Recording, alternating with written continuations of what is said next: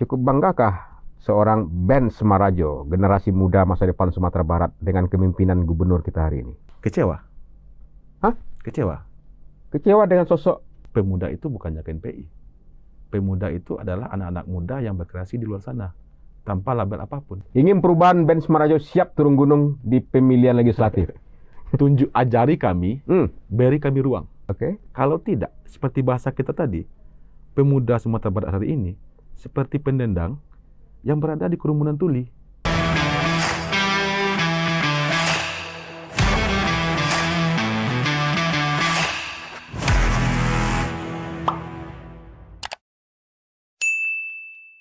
Kembali bersama saya di channel Kopi Pahit Hidayat, channel yang menginformasi, memotivasi, dan menginspirasi. Kali ini saya kedatangan tamu, seorang anak muda, seorang profesional di bidang media.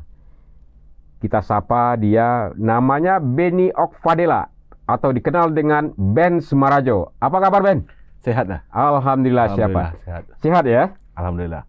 Kita saksikan siapa Ben Smarajo. Nah, ini dia.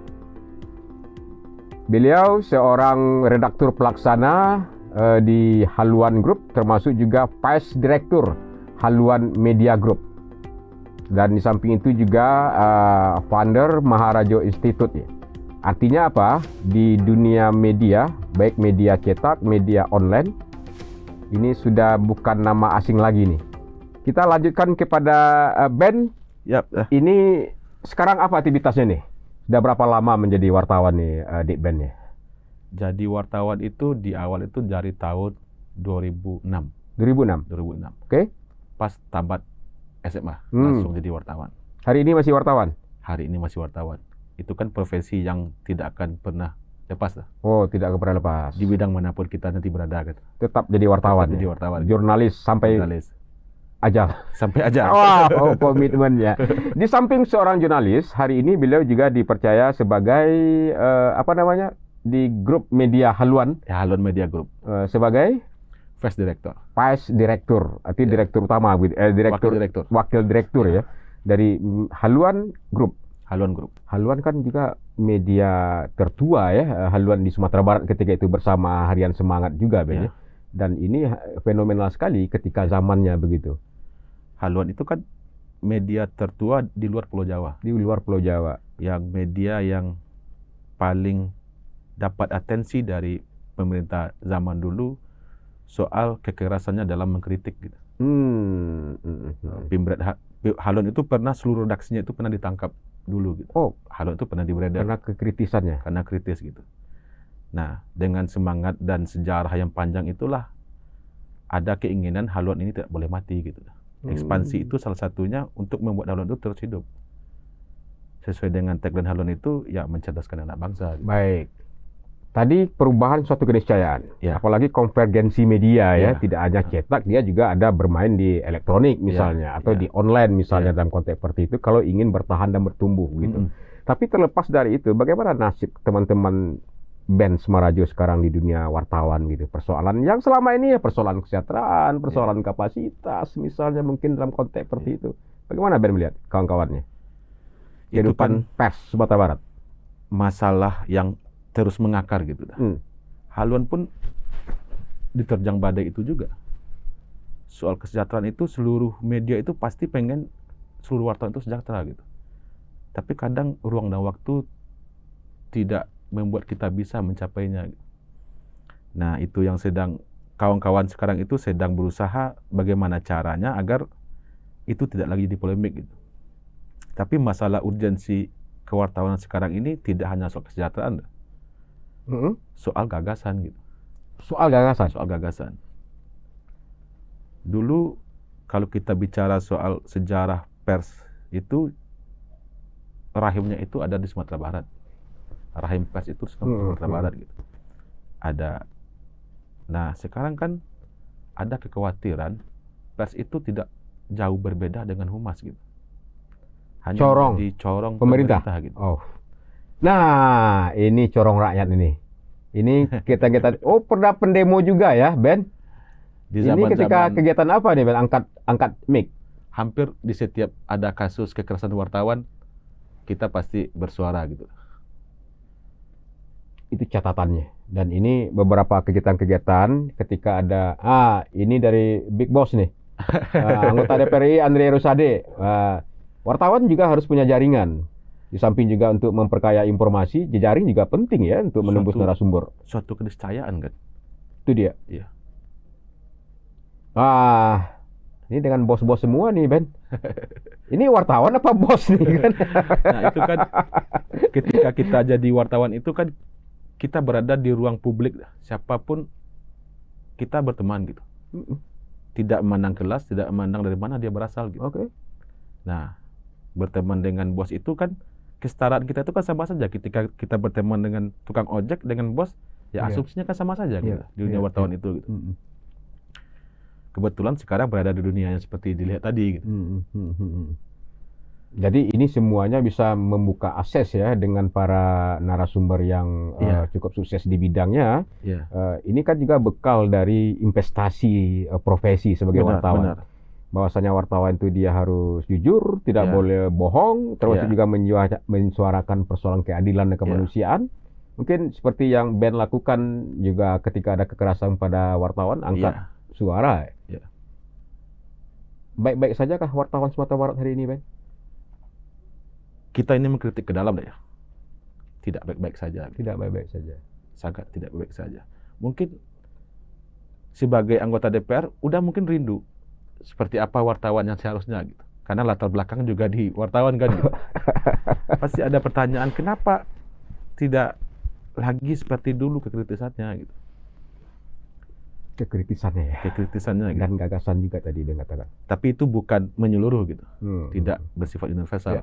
Teman-teman yang berjuang di garis untuk terus menjadi pengontrol sosial itu masih banyak. Cuma mereka mungkin tidak punya ruang lebih untuk berkreasi gitu. Ya, ini kan masalah lebih kepada masalah persoalan kawan-kawan wartawan itu untuk lebih survive gitu. Lebih survive ya. Saya pikir tentu juga tergantung kepada personalnya juga ya untuk menggambleng dirinya, meningkatkan kapasitas, jejaring juga. Terus tentu juga kapasitasnya mungkin gitu. Benar. Karena memang sebagai wartawan itu ketika kita melakukan wawancara itu kadang-kadang bahasa tubuh dari narasumber itu kan kita ketahui. Harus. Ini tidak cocok ematnya ini gitu kan. Nah, artinya kuncinya adalah persoalan peningkatan kapasitas itu yang penting ya Ben ya. Baik. Ben Smarajo ini disaling juga seorang jurnalis senior saya pikir di generasinya, juga aktif di organisasi kepemudaan, wakil ketua KNPI pernah? Pernah. Nah, kita akan coba bagaimana generasi beliau, generasi milenial termasuk seperti itu, bagaimana generasi Sumatera Barat dalam percaturan ke depan yang serba digital, yang serba globalisasi, di era globalisasi maksudnya, dalam menyiapkan diri sebagai pemain utama di seluruh sektor kehidupan. Kenapa demikian? Karena memang untuk menjadi PNS kapasitasnya terbatas sekarang. Justru jangan dibuka, justru ditutup malahan kan. Tentu harus ada kreativitas. Bagaimana Ben melihat kegelisahan anak muda Sumatera Barat? Atau nggak gelisah Sumatera Barat hari ini? Pemudanya. Jadi kalau kita baca perjalanan bangsa ini khusus Sumatera Barat itu, anak muda Sumatera Barat itu punya 3 kemewahan dari dulu. 3 kemewahan? Ya, pertama itu kemewahan dalam berpikir. Oke. Ya, disitulah lahir ada Tan Malaka, Bung Hatta, segala macam gitu. Terus kemewahan dalam perlawanan. Anak muda Sumatera Barat itu punya kemewahan dalam perlawanan. Revolusi di zaman dulu itu kebanyakan kan diinisiasi oleh anak muda Sumatera Barat. Lalu ada kemewahan ketiga itu kemewahan dalam berpikir, kemewahan dalam perlawanan, dan kemewahan dalam semangat perubahan. Anak muda Sumatera Barat adalah pengubah banyak jalan di bangsa ini gitu. Nah, kemewahan itu yang sekarang terenggut gitu. Kalau kita bicara data, hampir setengah penduduk Sumatera Barat hari ini itu adalah generasi milenial dan generasi Z. Dengan persentase generasi milenial itu yang berumur dari batas umurnya itu 39 tahun, itu ada sekitar 24%. Ya, milenial 24 sampai 39 tahun umurnya ya disebut dengan kaum milenial. 50% jumlahnya hari ini. Itu ada lagi yang di bawahnya generasi Z. Oke. Generasi Z itu usia 8 sampai 23 tahun. Oke. Itu jumlahnya 30% lebih. Oh. Bicara bonus demografi, ya Sumatera Barat seharusnya menikmati itu gitu.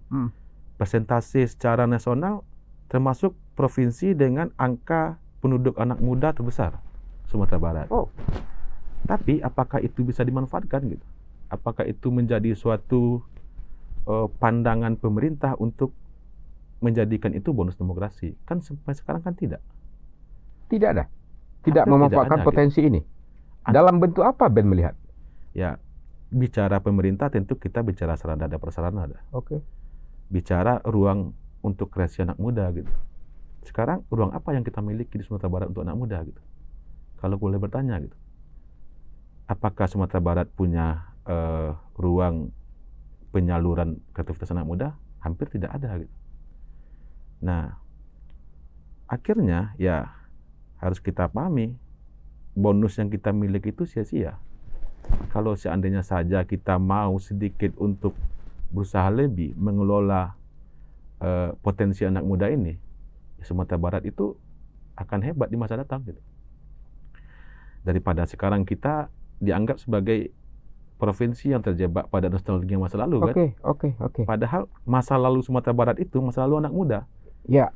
Tan Malaka itu umur berapa jadi pejuang gitu? Bung Hatta, Sultan Syahrir, anak muda semua. Nostalgia kita itu ada nostalgia anak muda. Nah, alangkah naifnya sekarang kita ingkari itu gitu. Kita bangga pada sejarah tapi tidak melakukan hal sama terhadap anak muda gitu. Ya, hal itulah yang menjadi keresahan.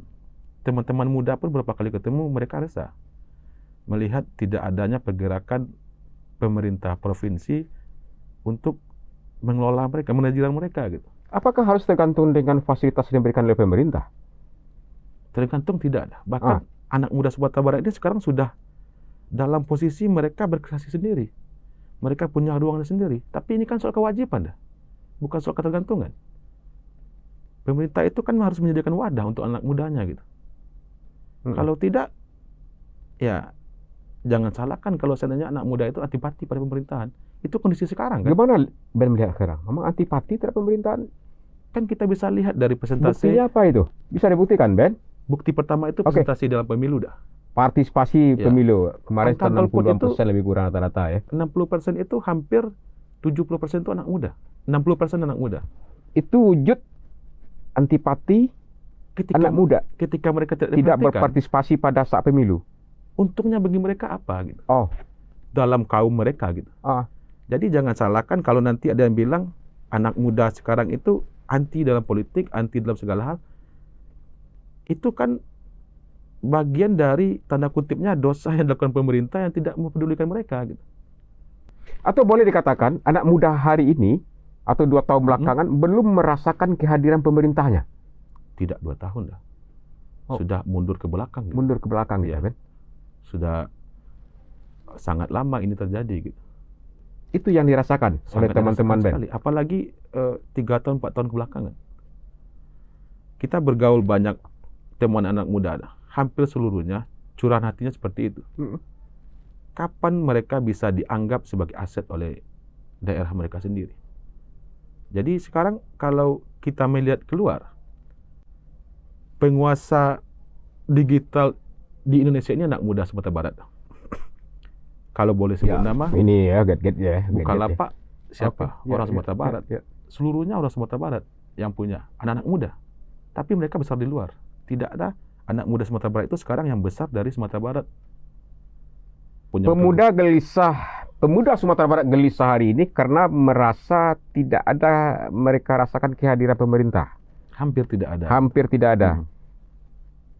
Dibuktikan sarana prasarana yang tidak memadai atau program kegiatan yang tidak berkelanjutan. Ya, benar. Terus apa sih maunya? Seperti apa maunya kawan-kawan Ben ini?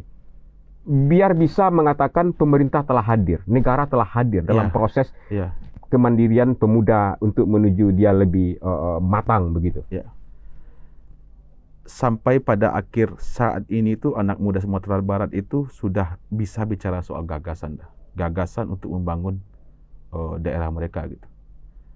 Gagasan itu muncul di banyak kalangan.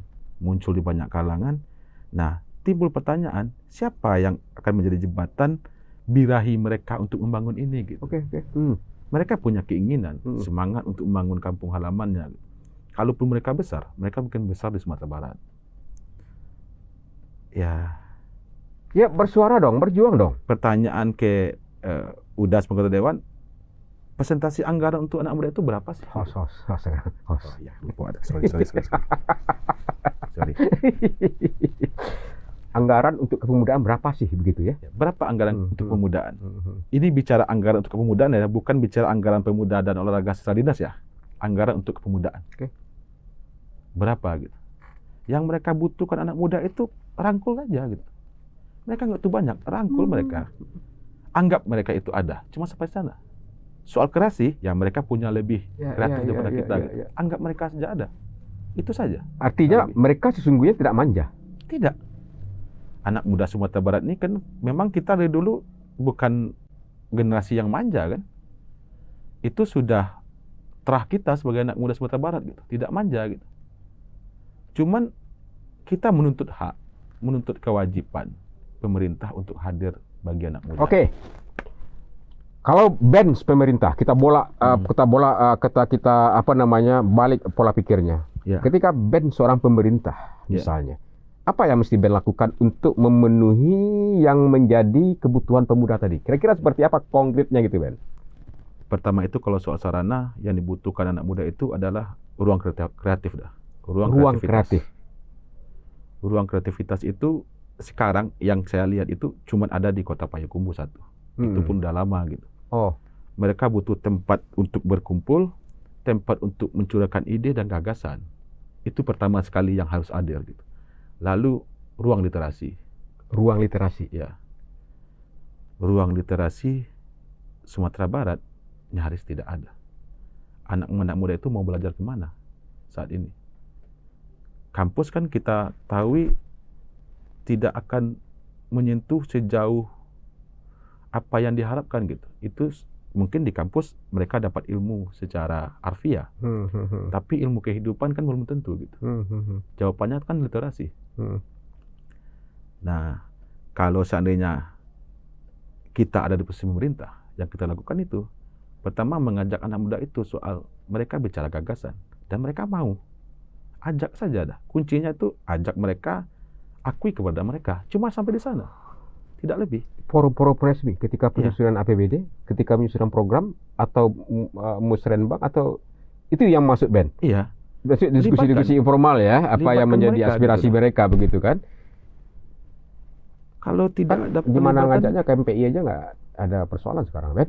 Ya. Sebagai induk organisasi OKP itu kan, organisasi kepemudaan. Sebagai mantan pengurus KNPI, KNPI itu kan mungkin secara organisasi adalah induk kepemudaan. Nah, tapi kan kita harus pahami juga dari mana pengurus KNPI itu berasal. Apakah sudah mengakomodir seluruh anak muda atau cuma kumpulan OKP gitu. Nah, kan ini harus kita kritisi saat ini untuk KNPI ya, sebagai orang yang pernah berkelindan di sana gitu. Pandangan pemerintah seharusnya dirubah. Pemuda itu bukannya KNPI. Pemuda itu adalah anak-anak muda yang berkreasi di luar sana tanpa label apapun. Oh, tidak bicara lagi dari mana mereka ya? Berasal, dari organisasi apa mereka. Kekeluaran kita kan itu dah. Yang diakomodir adalah anak-anak muda yang punya label gitu. Anak muda Sumatera Barat ini kan anak muda ini. Labelnya siapa? Ini labelnya mana? Dia diakomodir oleh label yang selabel gitu. Dia itu tanda kutipnya Tuhannya siapa gitu. Kan dari OKP mana, pakai baju apa, kuning kah, merah kah, biru kah gitu. Anak muda Sumatera Barat ini anak muda indie. Nah ini, ingin perubahan Ben Semarajo siap turun gunung di pemilihan legislatif. Kalau saya senang saya. Anak-anak muda ini harus melek politik juga, merebut kekuasaan secara konstitusi, masuk ke sistem dan berkontribusi untuk memperbaiki sistem begitu. Itu yang lebih strategis. Ya. Di salah satu hal penting yang pernah kami bicarakan bersama kumpulan anak muda itu, kita harus masuk ke dalam. Kita tidak mungkin bisa merubah dari luar. Tapi pemuda apatis politik, Ben. Benar nggak? Apatis politik itu benar dah dalam konteks karena tidak ada keberpihakan mereka. Akhirnya apatis itu memunculkan benih kalau mereka itu tidak bisa begini, mereka harus masuk ke dalam. Kita kan sekarang cukup senang kalau kita bicara politik anak muda Sumatera Barat hari ini, kita cukup bangga dah. Hampir seluruh lini partai itu di Sumatera Barat kan anak muda. Betul. Ketua DPRD juga. Gerindra ada Ande Rusade, ketua DPRD kita masih muda. Terus di misalnya Nasdem ada Fadli Amran, Golkar ada Zigo, PDI Standeska. Anak-anak muda itu sekarang udah kenapa anak muda sekarang itu mulai masuk berpolitik? Karena itu tadi antipati mereka itu akhirnya menghadirkan tanda kutipnya jiwa perlawanan. Mereka harus bisa merubah dirinya sendiri. Merubah diri sendiri ya. Ya ruangnya. Berarti yang tua-tua ini enggak ini lagi lah ya. Itu Ben. Yang tua-tua ini sudah jadi ingat. Bukan kalau satirnya seperti ini dah. Tunjuk ajari kami, beri kami ruang. Tunjuk ajari kami beri ruang. Ya. Oke. Kalau tidak, seperti bahasa kita tadi, pemuda Sumatera Barat hari ini seperti pendendang yang berada di kerumunan tuli. Penendang yang berada di kerumunan tuli. Iya. Nggak didengar. Tidak didengar. Mereka sibuk berkreasi. Anak muda ini semangat berkreasi segala macam. Tapi mereka ada di kerumunan tuli yang tidak mendengar suara mereka. Gitu. Mereka capek sendiri. Gitu. Ya. Itu yang terjadi dah. Gitu. Nah, balik tadi soal maju di legislatif, berita yang tadi itu, ini bukan birahi politik sebenarnya dah. Ini lebih kepada birahi tagak kampuang, paga kampuang. Atau nafsu politik, bukan birahi, nafsu. Bukan. Bukan. Ini bukan.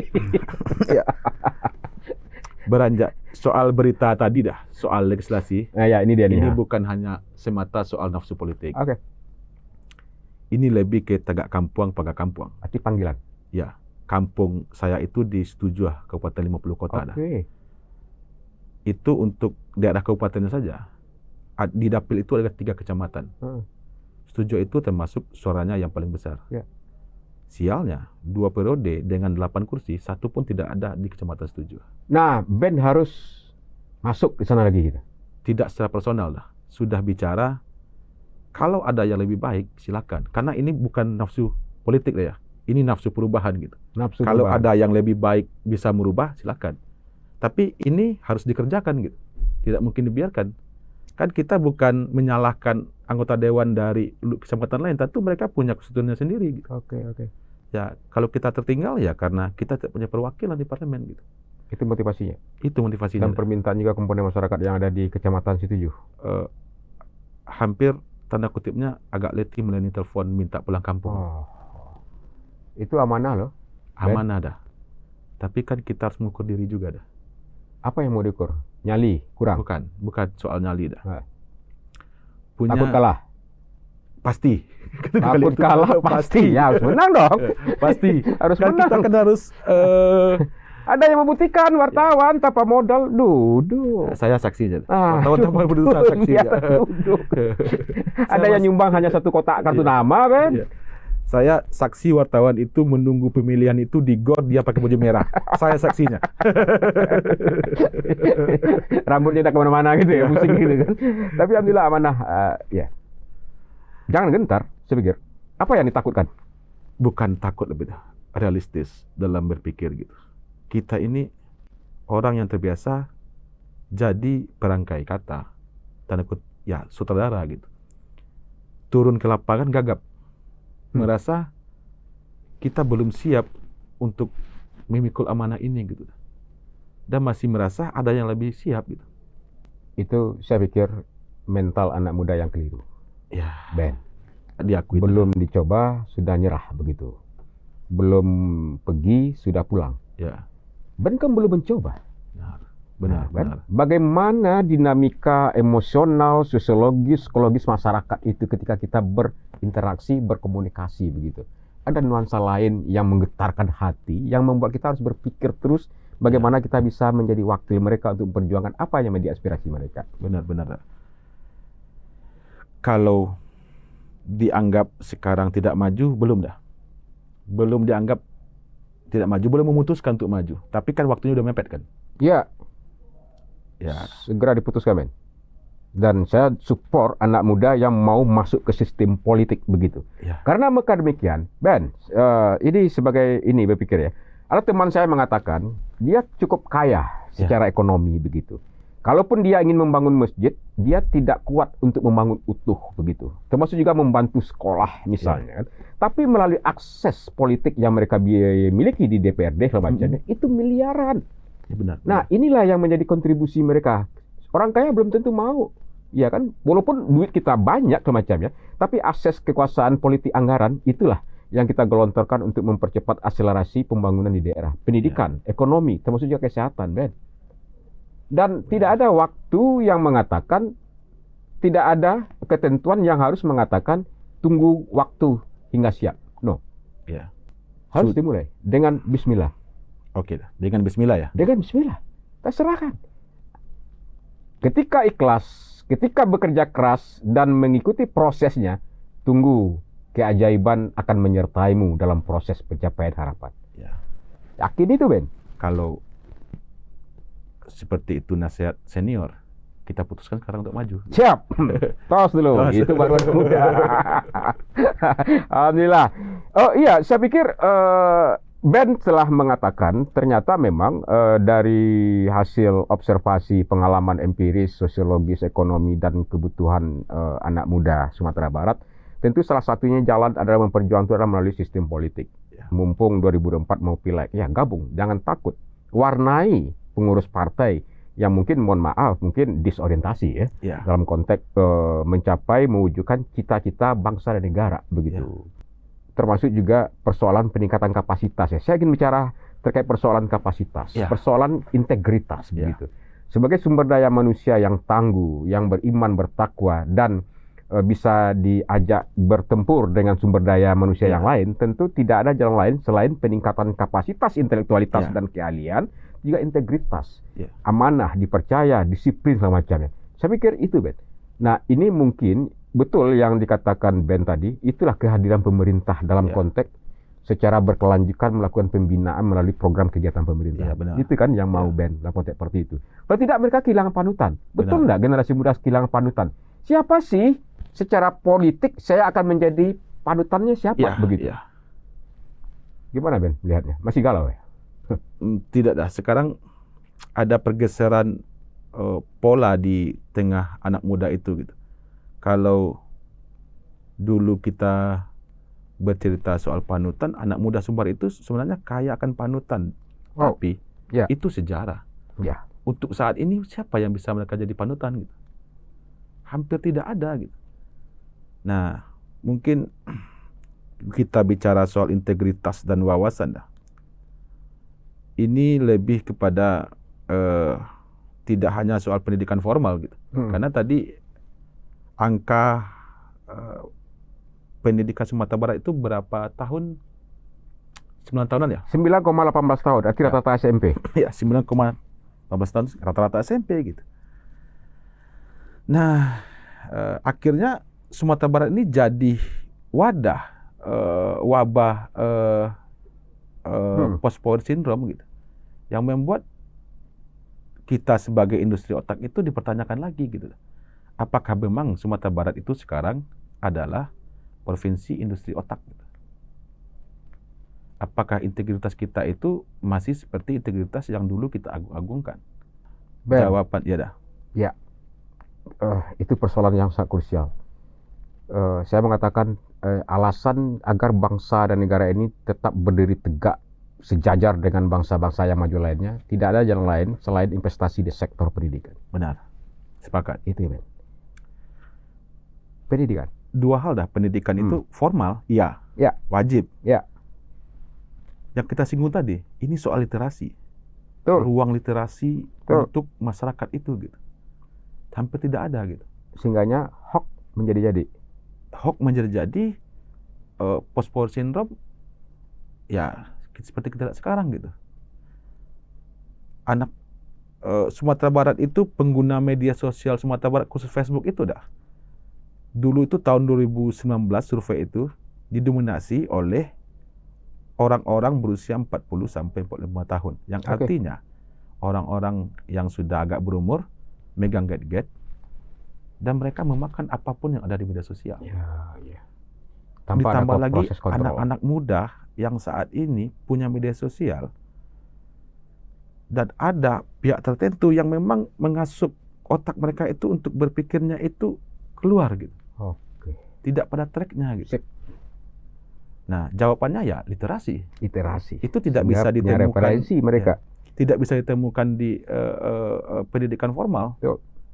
Perkuat literasi itu poin penting gitu. Harus rajin berdialektika. Harus rajin Referensi berdialektika. bacaan dan segala macamnya. Baik. Ben, ini sudah kita mungkin poin terakhirnya. Kalau boleh saya singgung macam terkait persoalan pelayanan pemerintah ini. Cukup banggakah seorang Ben Semarajo, generasi muda masa depan Sumatera Barat dengan kepemimpinan gubernur kita hari ini? Tentu bicara tentang leadership. Ya. Kalau tidak bisa jawab tidak apa-apa. Kita jawab dah. Ya, jawab silakan. Ini kan harus dijawab. Wah, Bukan untuk downgrade sosok gubernur ya. Ya. Sosok Mayaldi sebagai personal, tapi sosok dia sebagai gubernur, orang tuanya anak muda Sumatera Barat. ya, orang tuanya gubernur kita adalah orang tuanya pemuda Sumatera Ya. Barat. Oke. Nah, kecewa. Hah? Kecewa. Kecewa dengan sosok Bukan personal Mayaldi ya. Ya. Kecewa dengan Sosok gubernur pemimpin Sumatera Barat karena ada beberapa miss yang dirasakan itu miss dalam pemerintahan gitu, miss dalam roda pergerakan pembangunan Sumatera Barat gitu. Tidak lagi bicara soal anak muda, tapi bicara secara universal gitu. Banyak hal-hal yang keliru, yang mungkin tidak dilakukan oleh gubernur, tapi bisikan dari pihak-pihak lain. Kita kan ketika dulu itu pemilu, pilgub, ada kesepakatan siapapun nanti gubernurnya kita dorong bersama-sama gitu. Ya. Nah, itu sudah menjadi kewajiban kan sebenarnya sebagai anak muda, sebagai warga Sumatera Barat. Itu tidak bisa dilakukan oleh orang-orang yang punya integritas, yang memang berpikir untuk memajukan negeri ini. Gubernur sekarang harus kita akui, yang dirasakan secara personal dan teman-teman lain itu ya, punya menara gading. Seolah-olah membangun menara gading yang tidak bisa dijangkau oleh orang-orang yang cuma dijangkau orang tertentu. Kedepannya berharap itu tidak ada lagi, karena kita masih percaya tandem Mayaldi Audi bisa membawa perubahan sepanjang mereka mendengar seluruh kalangan. Tidak hanya mendengar komponen.